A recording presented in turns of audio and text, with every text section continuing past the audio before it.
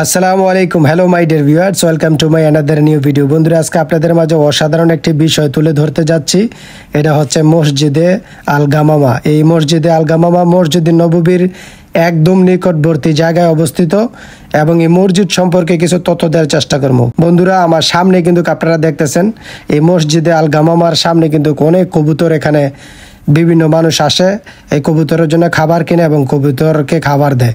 বন্ধুরা দেখেন, অলরেডি স্ক্রিনে আপনারা একদম নাক বরাবর দেখতেছেন, এটা হচ্ছে মসজিদে আল গামামা। এই মসজিদে আল গামামা সম্পর্কে যদি আমি বলতে যাই, সৌদি আরবের অন্যতম প্রাচীন মসজিদ মনে করা হয় যে এই স্থানে নবী মোহাম্মদ সাল্লাল্লাহু আলাইহি সাল্লাম 631 সালে ঈদের সালাত বা নামাজ আদায় করেছিলেন। এছাড়াও বর্ণিত আছে যে মোহাম্মদ সাল্লাল্লাহু আলাইহি সাল্লাম ইস্তেসকার নামাজ পড়েন যখন মদিনা নগরীতে বৃষ্টিপাতের অভাব হয়েছিল। কিছুক্ষণের জন্য এই মসজিদ আল নববীর কাছে কারণে দৈনিক নামাজের জন্য বন্ধ ছিল, তবে সম্প্রতি মুসল্লিদের জন্য প্রার্থনার জন্য এটি আবার পুনরায় চালু করা হয়েছে। মোহাম্মদ সাল্লাল্লাহু আলাইহি সাল্লাম এর মসজিদ থেকে শব্দটির সংঘাত এড়াতে এই মসজিদে এখন অভ্যন্তরীণ সাউন্ড সিস্টেম সহ 5 ওয়াক্ত নামাজ আদায় করা হয়। মসজিদটি মদিনার অন্যতম ঐতিহাসিক নিদর্শন। বন্ধুরা, আমরা এই মসজিদের যদি ইতিহাস জানতে যাই, ওমর বিন আব্দুল আজিজের রাজত্বকালে 86 থেকে 93 হিজরি ক্যালেন্ডারের মধ্যে মসজিদটি নির্মাণিত হয়েছিল এবং সুলতান হাসান বিন মোহাম্মদ বিন আল কাওয়ান আস সালিহি 1340 সালে মক্কার যুগে শরীফাতের সময় সংস্কার করেছিলেন। 1622 সালে শরীফ সাইফুদ ইনাল আল আলাই পুনরায় সংস্কার করেছিলেন এবং সুলতান অবদ-উল মসজিদের সময় 1899 সালে অটোমান যুগের সময় নতুন সরঞ্জাম ব্যবহার করে চেহারাটি আজকের আকারে কম বেশি মিলিত। এরপরে দ্বিতীয় সুলতান আব্দুল হামিদের সময়ে এবং সৌদি সরকার পুনরায় এটি সংস্কার করে। সুতরাং বন্ধুরা, আমরা ইতিহাস যদি জানতে চাই বা ইতিহাস যদি দেখি, ইতিহাসের থেকে কিন্তু জানা যায় যে মসজিদটা আসলে অনেক পুরানো। এই মসজিদের মধ্যে অনেক মানুষ আসে, যারা এই মসজিদে নববীতে আসে, রাসূল পাক সাল্লাল্লাহু আলাইহি সাল্লামের রওজায় আসে। প্রত্যেকটা মানুষই কিন্তু কি মসজিদে আসে, আয়সা 2 রাকাত নামাজ পড়ার চেষ্টা করে, কারণ এখানে রাসূল পাক সাল্লাল্লাহু আলাইহি সাল্লাম নিজে নামাজ পড়ছিলেন, ঈদের সালাত আদায় করছে, প্লাস বৃষ্টির জন্য কিন্তু উনি এখান থেকে দোয়া করছিল। তো এই জায়গাটার মধ্যে কিন্তু মসজিদ তৈরি করে রাখছে। দেখেন, অসংখ্য মানুষ কিন্তু এটার ভিতরে নামাজ পড়তেছে।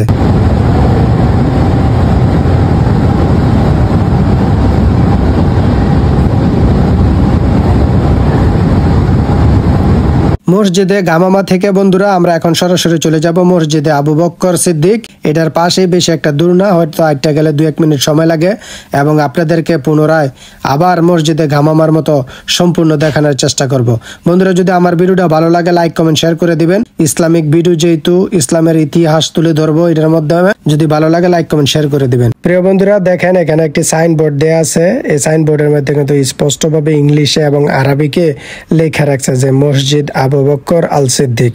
বন্ধুরা, এই মসজিদ আবু বকর আল সিদ্দিকের ইতিহাস কিন্তু সেম এই মসজিদে গামামার মতনই ইতিহাস। বন্ধুরা, এই যে দেখেন, এটার পাশে কিন্তু ছিল মসজিদ আল গামামা।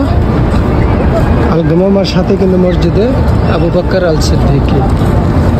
বলা হচ্ছে যে এটি এমন একটি স্থান যেখানে মোহাম্মদ সাল্লাল্লাহু আলাইহি সাল্লাম ঈদের নামাজ পড়তেন এবং মোহাম্মদ সাল্লাল্লাহু আলাইহি সাল্লাম মৃত্যুর পর আবু বকর রাদিয়াল্লাহু তাআলা আনহু একই প্রথা অব্যাহত রেখেছিলেন। বন্ধুরা, এই সেই জায়গা, এই জায়গার মধ্যে আমাদের প্রিয় নবী হযরত মুহাম্মদ সাল্লাল্লাহু আলাইহি সাল্লাম ঈদের নামাজ আদায় করছে এবং ওনার যে প্রিয় সাহাবী ছিলেন আবু বকর রাদিয়াল্লাহু তাআলা আনহু, উনিও কিন্তু এখানে পরবর্তীতে সময় ঈদের নামাজ আদায় করছে। ওদের স্মৃতি হিসাবে ধরে রাখার জন্য বা ওটার স্মৃতি হিসাবে এই মসজিদরা তৈরি করা। বন্ধুরা, এবং এই মসজিদটার মধ্যে নাম লেখা আছে মসজিদে আবু বকর আল সিদ্দিক, কারণ রাসূল পাক সাল্লাল্লাহু আলাইহি সাল্লাম মৃত্যুর পরে উনি কিন্তু একই জায়গায় ঈদের নামাজ আদায় করতেন বা পড়াতেন। বন্ধুরা দেখেন, এখানে অসংখ্য লোকজন আসে, আয়সা 2 রাকাত নামাজ পড়ে। মহিলা সিস্টেম নাই, মহিলারা নামাজ পড়তে পারে না, শুধু পুরুষরা। তবে মসজিদে গামামার পিছন সাইডে আবার মহিলাদের সিস্টেম আছে, ওই দিক দিয়ে আবার মহিলারা নামাজ পড়তে পারে। কিন্তু শুধু মসজিদ আবু বকরের মধ্যে দেখলাম পুরুষ যারা একটু অল্প আকৃতির বানায় রাখছে, তবে মানে ডিজাইনটা ইউনিক ছিল, আনকমন একটা ডিজাইন ছিল। এটার ভিতরে শুধু পুরুষরাই 2 রাকাত নামাজ পড়তে পারে। আলহামদুলিল্লাহ, এটার ভিতরে 2 রাকাত নামাজ পড়লাম এবং ঘুরে ঘুরে আপনাদেরকে চতুর্দিকে দেখাইতেছি যে মসজিদে আবু বকর এই সেই জায়গা আমাদের প্রিয় নবী হযরত মুহাম্মদ সাল্লাল্লাহু আলাইহি সাল্লাম ঈদের নামাজ আদায় করতেন। তার পরবর্তীতে আবু বকর রাদিয়াল্লাহু তাআলা এখানে ঈদের নামাজ পড়াইছেন। বন্ধুরা, এই জায়গাগুলো আসলে কি করতাম, ইসলাম ইতিহাস যদি আমরা জানতে চাই, ইসলামের ইতিহাস যদি দেখতে চাই, রাসূল পাক সাল্লাল্লাহু আলাইহি সাল্লাম যেখানে গেছেন, যেখানে উনি নামাজ পড়াইতেন, প্রত্যেকটা জায়গায় কিন্তু স্মৃতি হিসাবে রাখা আছে।